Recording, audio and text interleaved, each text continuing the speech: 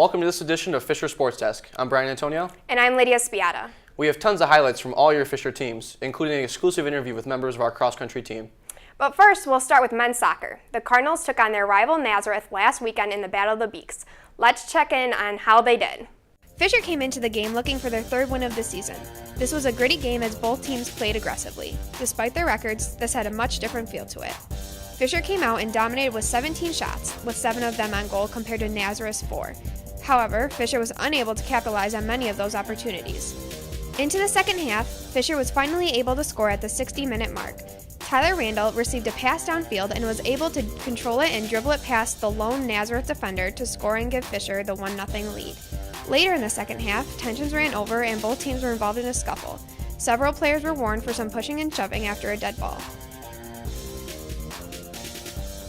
In the final minutes of the second half, Fisher's stingy defense was able to hold off the Nazareth attacks and secure the 1-0 victory. Tyler Randall led Fisher with their only goal, and Jake Gentili led the team with 5 shots, with 1 on goal. Fisher improved to 3-11 on the season, and Nazareth remains winless at 0-14-1. The Fisher women were looking to bounce back from a loss to rival Nazareth as they took on the U of R. Early on, it's U of R on the attack, with number 12, Sydney Melton, with the unassisted goal to make it 1-0 U of R. Later, it's number 30, Laura Cowie-Haskell, with the goal off the Paige Glosser assist to make it 2-0 U of R. Then, Glosser again this time with the assist to number 25, Laura Penn, with the goal to make it 3-0 U of R. The 3-goal deficit would prove to be too much as the Cardinals would fall 4-1 to U of R. Fisher, with the loss, would drop to 5-10-1 in the season. Next up for the Cardinals is a non-conference game against Buffalo State. The field hockey team took on Oswego State at home under the lights this past week. Let's take a look at the action. This game was dominated by Fisher for all 70 minutes, having possession on their side of the field for the majority of the time. Starting off the scoring 6 minutes into the game was Nicole Morgan, who scored off the penalty corner shot assisted by Lauren Fazio.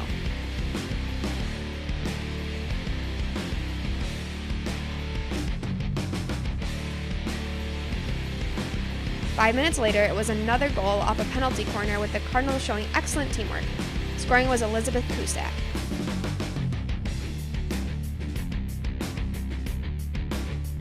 Later, the Cardinals go coast to coast as Fazio gets on the board this time.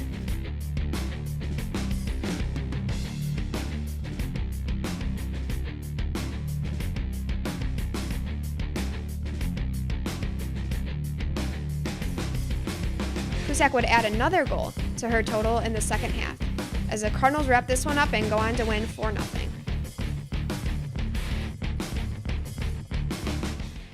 We have some great student athletes here at St. John Fisher. And 2 of them have been honored for their academic and athletic achievements. Peter Girardi and Taylor Young-Kranz of the men's and women's cross-country teams have earned all academic honors from the U.S. Cross Country Coaches Association for their running accomplishments and their work in the classroom. Congratulations to both. Also this week, the men's rowing team finished 5th out of 22 Division III teams over the weekend. Matt Wolcott, Andrew Giacobbe, Drew Stone, Sean Mullen, and Tom Dawson manned the boat. The Cardinals will travel to Philadelphia for their final contest of the season Saturday. And back to cross country, Dan Cleary had a top 40 finish over the weekend, and Mac Milligan posted a top 20 finish with a time of 26 minutes and 54 seconds. Both Dan and Mac will join us in studio in just a bit to talk about their season so far. And up next, a record night for the football team. We've got highlights from the Alfred State game. Stay with us. Did you buy the flashlight and the batteries? Yes. Did you make sure we're not missing anything in the first aid kit? Yup. Did you go through the plan with the kids again? Yes. The more you prepare today, the more you'll be able to reduce the devastating effects of a tornado, an earthquake, a power outage, or any other disaster. Get a kit, make a plan, be informed. Visit ready.gov. Welcome back to Fisher Sports Desk. The football team was looking for its 3rd straight win last week. The Cardinals hosted Alfred State, and the offense really showed what they could do in this one. Fisher wasted no time driving down the field and scoring on their first possession on this Matt Nayton touchdown run in the opening minutes. Then, after a pioneer 3-and-out, James Chambers, getting the start for the injured Tony Fusco, goes 37 yards into the end zone to put the Cardinals up 14-0. Another defensive stand forces an Alfred State punt, and senior Nathan Nagolian, fielding the punt, makes a couple guys miss and comes oh so close to a touchdown, going out at the 1. Chambers would score on the next play. And that wouldn't be all for the Lockport product. Chambers scores his third touchdown of the quarter on this 27-yard run to put Fisher up 28-0. The Cardinals would keep pouring on it in the first. This time, senior Steven Stromolo takes it into the end zone to give Fisher a 35-0 lead after the first quarter. Early on in the second quarter, quarterback Danny Caton finds sophomore Justin DiBernardo for his first career touchdown, giving the Cardinals a 42-0 lead. Then, Stromolo again, this time ripping off a 67-yard run to the house for another Cardinal touchdown.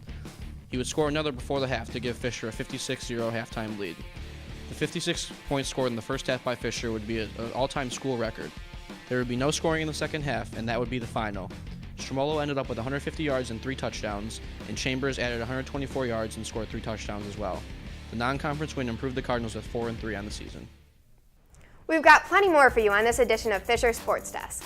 Up next, we'll be joined by 2 of our men's cross-country runners to talk about the very successful season they're having. Stay with us.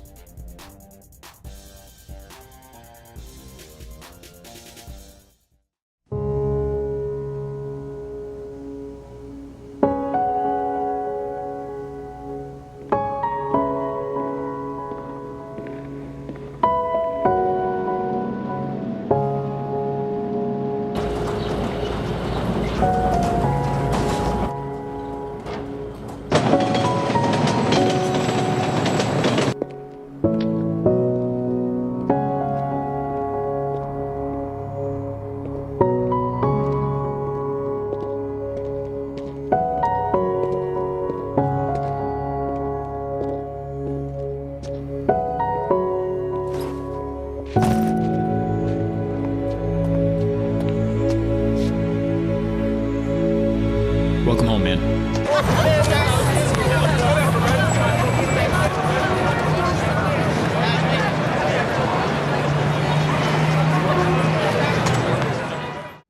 Welcome back to Fisher Sports Desk. Tonight we have Dan and Mac from the men's cross-country team to talk about their season. Welcome, guys. Nice to have you. Oh, yeah, it's nice to be here. Thanks for having us. Yeah, anytime. Okay, so we want to get started with talking about your preparation for the season, like how much work goes into what you guys are doing. Well, mostly it starts at the end of track season, which around May, and then the most important part I'd say about cross country is your summer training. So it's really important to do a lot of running over the summer and just get a lot of easy runs in and make sure you get a lot of mileage in, and that really helps you build a good base to go into the cross country season with. Yeah, I think really the most important part of cross-country season is the summer, and really it depends on how good you want to be in cross, depends on how much work you want to put in over the summer. So like if you have high goals, you might do a high mileage, whereas maybe you just want to stay safe and stay healthy, you might do a more conservative mileage, you know? Yeah, so are you guys running every day in the summer, or do you have off days? For the most part, I try to run every day. About every week or so, we'll take a day off to if the legs are just feeling extra heavy or so. Yeah. But yeah, we try to run every day, just nice and easy still though. And then towards the end of the summer, and then once preseason begins, is when we start introducing workouts, and that's when we start running faster, and then drop the mileage a little bit more too. Okay, well, heading into the season, what kind of goals did you guys set for yourselves and for the team? Individually, I just wanted to run faster than I had the year previously, and I did that the first meet, and I wanted to see the team run well too. I think that we had a young group of guys last year, and they all performed really well, but I think that now that we're all a little bit older now, I think we can be that much better, and I'm looking forward to next season as well.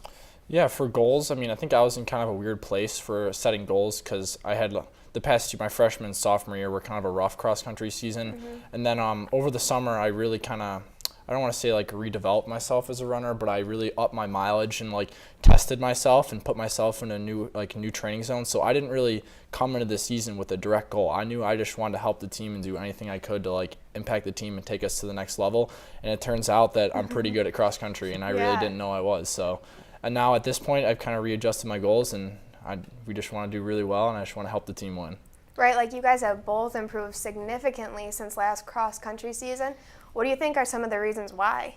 Well, I think it's a big part is the coaching, but also the definitely running over the summer helps. I mean, when I was in high school, I wasn't running very much. I never took it very seriously. But then now I'm at the college level.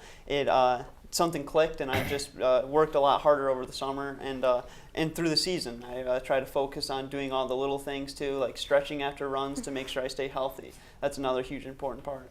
Yeah, definitely. I think I like the group of guys we have on our team. I mean, everyone pushes, and we're all such good friends, but we all push each other to really take it to the next level. We all expect the best from each other, but we all know how to help each other out when we're having a bad race, or it's just when you toe the line with the guys next to you that they're almost your brothers. You'll do anything for them. So I think that's really what it comes down to for me. Okay. You guys talked about the preparation you put into the summer and stuff. How important would you say consistency is for cross country, and how do you guys go about being consistent? Yeah, it's huge. It's really, I think we basically, even now, while we're in the season, we have the same schedule, basically every week. We do our hard workout Tuesday morning, and then another slightly easier workout on Wednesday, and then an easy run Thursday, and then we have pre-meet Friday and race on Saturday. And it's just kind of having that momentum, getting into a good momentum, I guess, and keeping having the good habits throughout the whole week that helps you feel good and just get used to racing well, too. Yeah, definitely consistency-wise, training is really important just to keep your training consistent, because consistent training is honestly one of the most important things for just running in general. But then racing-wise, staying consistent is also, I think, really important for your team. If you want to rely on that consistent guy every week to toe the line and you know what he's going to do, that you're going to get that X amount of points from him. So I think consistency all around is super important in cross country. All right, so you guys already had your New York State meet, and then upcoming this Saturday is the Empire 8 Championships. So in the New York State meet, you guys beat Ithaca, right? So do you think you're going to be able to do that again in the Empire 8s? I know that they're a tough competitor for you guys. Yeah, Dan. Well, Empire 8s is going to be interesting this year. I think that there's 4 good teams in the conference this year with Utica, Stevens, Ithaca, and us. So it'll be a real battle for us. But I think that we'll place well. Last year we were 3rd place at that meet, and I think that this year we should be able to improve on that position. Yeah, this is definitely the best conference that Empire 8's ever had for cross country, and I think maybe I haven't checked completely all the way back, but I think this is the best it's been in a while. So the fact that we got 3rd last year, but the conference has got so much better, it's going to be tough. But we're going to go out there and we're going to give it our best, and we really just want to improve on what we did last year. First would be nice, but we're going to go all out. Whatever happens, happens. So how does cross country work as a team sport and an individual sport? Well, team sport works.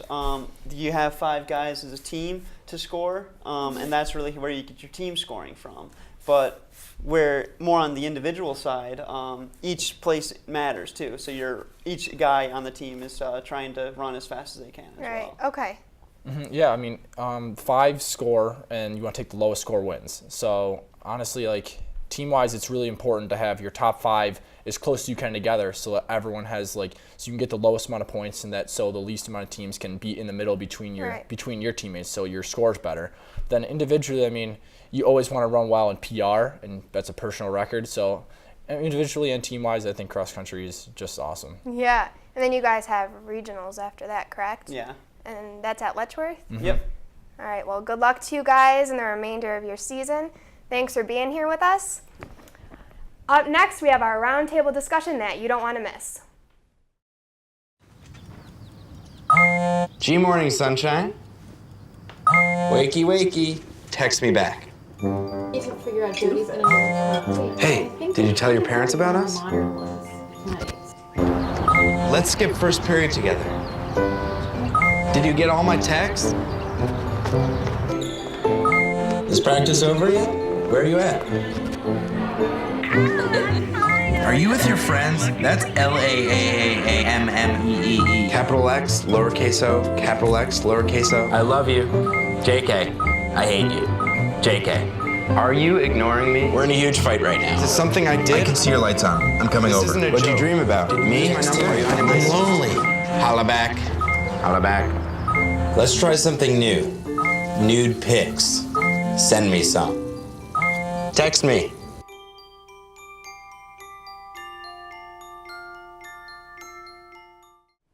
Welcome back to Fisher Sports Desk. Time for our roundtable discussion.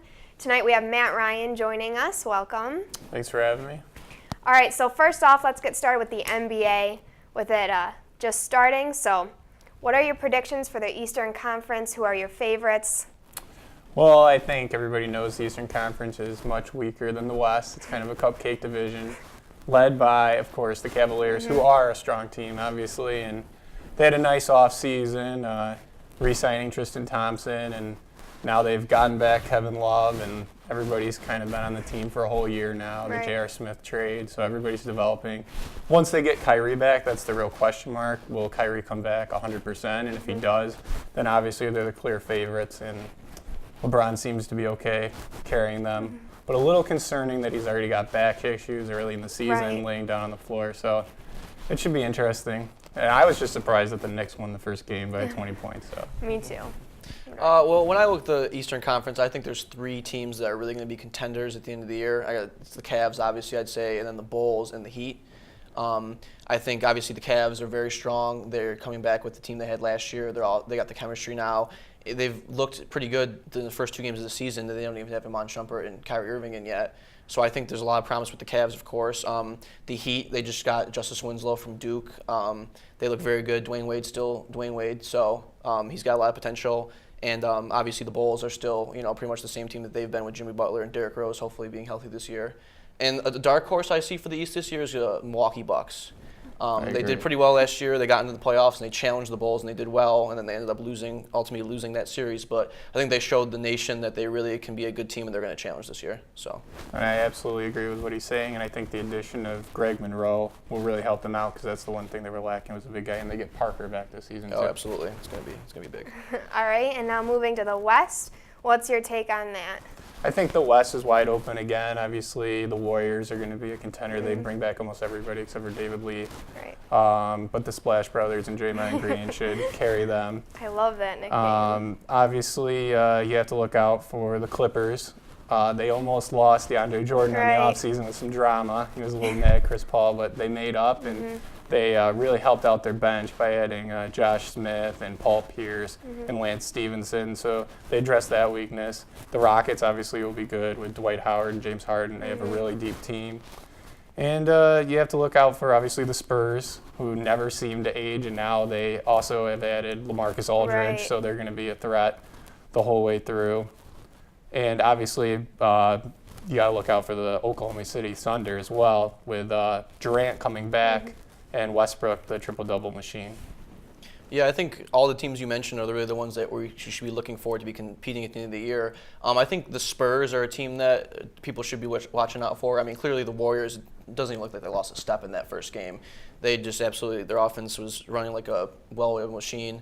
So I think they're a team to definitely watch out for. But the Spurs, with the addition of LaMarcus Aldridge, Kawhi Leonard coming back as what I think is a top 10 player this year in the NBA, and then they have David West also, the veteran off the bench. They just have so much depth and so much skill. And, although they didn't look great against Oklahoma City in the game 1, Greg Popovich is a great coach, and, they're going to smooth things out as the season goes on. By the time the playoffs come around, they're going to be very dangerous. Oh, yeah. And it was definitely a steal getting David West because he signed for a minimum where he was going to be making $12 million for the Pacers. So David West is looking to win some games now later in his career, and obviously Aldridge was the key free agent in the offseason.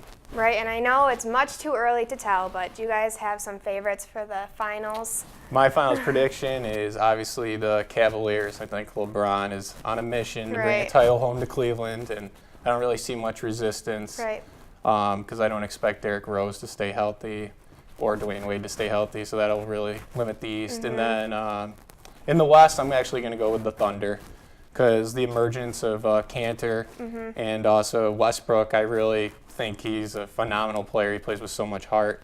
And then obviously former MVP Kevin Durant is coming back. So they're loaded and young, and I think they're primed to make it back to the final. All right, I agree with you on your Eastern Conference prediction. I definitely think the Cavs will not be stopped this year. Last year they looked so good going into the playoffs with Kevin Love, and right before he got hurt, it looked like they were really clicking as a unit. So I think that was kind of a shame for them, but they still were able to get to the finals. I think they don't have any issue getting to the finals. I think the Heat will be the ones to challenge them in the Eastern Conference Finals, and I think that'll be a very good matchup with Dwayne Wade and LeBron, former teammates. But moving over to the Western Conference, I think it's going to be the Spurs, just because they're always just playoff time. They always just get so good, and they just play so well together. And I think even despite Tim Duncan and Tony Parker getting older, the depth that they have will help them stay fresh for the season. And I think by the time the playoffs come, they're going to be very strong. Yeah, we've been saying that Tim Duncan and Tony Parker have been getting old, and Ginobili, they've been getting older for years now. It doesn't seem to affect them. Popovich really knows how to manage their minutes, and now with these offseason additions, they'll definitely be a threat. All right, guys, so moving on. We all know the famous Michigan State ending. The punter, Blake O'Neal, he bobbled the ball, and Michigan State's Watts Jackson, he returned it for a game-winning touchdown. So a lot of the backlash from that is the punter is receiving, death threats. You should commit suicide on social media. What do you guys think about all this? I'm not really a big fan of social media for those kind of reasons, and I don't really think it's appropriate to take it that far. Anytime you're endangering the well-being of another, I think it's taking it too far. So I think it's completely inexcusable, but especially because he's not even getting paid for it. He's not a professional athlete. Exactly. So I think people have taken it a little bit too far, but at the same time, you just have to kind of have some thick skin about it. True. Yeah, I think it's definitely a shame. I mean, you think about this kid, and he's probably 21 years old, just like any of us. And, to get that kind of scrutiny after a play like that. And, to be honest, Michigan shouldn't have been in that position in the first place. They had to lead in the fourth quarter. They shouldn't have been in that position to have to punt on fourth down. Coaching the offense and the defense, a lot of things could have went differently where the punter should not be blamed. I think it's easy to make a scapegoat like that because it was the final play, but ultimately Michigan should not have been in that position. And I think, talking about social media, it's just so easy for people to just type in. And so I think in terms of Blake O'Neal, I think he's just got to hopefully have a support system around him to just ignore those kind of things, and hopefully he doesn't lose confidence as an athlete. Right, that's just so much pressure to be putting on these guys, So similarly, after their loss to Jacksonville, E.J. Manuel's been under some heat for his performance. Similar social media messages about how much, he's disappointing, the Bills fans. What do you guys think about this? Is it different? Is it similar? I think there's a line, and some people are crossing it. You should never threaten anyone. But if you're going to be getting bashed for poor performance, let's be honest, EJ has not lived up to being the number one or first-round draft pick. And, Doug Whaley is a little bit more to blame, I think, than EJ, really, because EJ is just still EJ, where Doug Whaley, he got rid of Castle and kind of exposed EJ, pushed EJ on the Bills, and now we're seeing the results that EJ has not really improved or progressed the way we had hoped he would. I feel the same way with college versus professional athletes when it comes to social media. I don't think it's ever necessary to, get bashed, but I think there is kind of a double standard when it gets to the NFL. I mean, these guys are professional, grown men getting paid a lot of money to do their sport. So, I mean, that comes with high expectations from fans and coaches and everybody else. So I understand the disappointment from the fans. EJ should be doing a lot better. I think, he should be able to be criticized for his play. But when it gets to be threatening, his well-being or his family or anything outside of football, it's just totally unnecessary. And that's why too many people have a voice on social media. But, it just comes back to ignoring it and just keep doing your job the way you should. Couldn't agree more. Yeah, I agree. You are a professional athlete. There's a lot more criticism that comes along with that role. So moving on, the Bills have a bye week this upcoming week, and then they're at home against the Miami Dolphins, who have been playing red hot with the coach change. So what are your predictions for this game? Who do you think is going to step up? Well, obviously, you got to give Dan Campbell a lot of credit for the Miami Dolphins, the way he's really won over that locker room, and they're playing hard for him. It's the kind of tough guy coach that they needed, especially with bringing in Ndamukong Suh. He's kind of like hard-nosed player. So I think he's brought back that defense, and they're finally living up to some expectation, and Tannehill's getting rolling.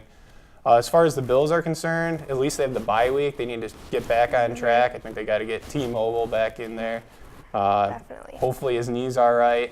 Get some players back healthy. Sammy Watkins, Percy Harvin will probably still be out for a while, but McCoy's looking good, so I really like some of the things we're seeing. We got to get the line healthy. And as far as the defense is concerned, they just got to get back to doing what they were doing last year. Rex's kind of fooled around with it a little bit, and the players are complaining about dropping back into coverage. Right. I think it's too good of a defense to be playing this way and not have more sacks, So they need to get 4 guys rushing the passer like they did last year, and I think there's still potential to get them rolling again. I mean, I agree with everything you said about the Dolphins. I think they're getting hot right at the right time. I think what really is the main source of success for them is the fact that they're getting back to the run game.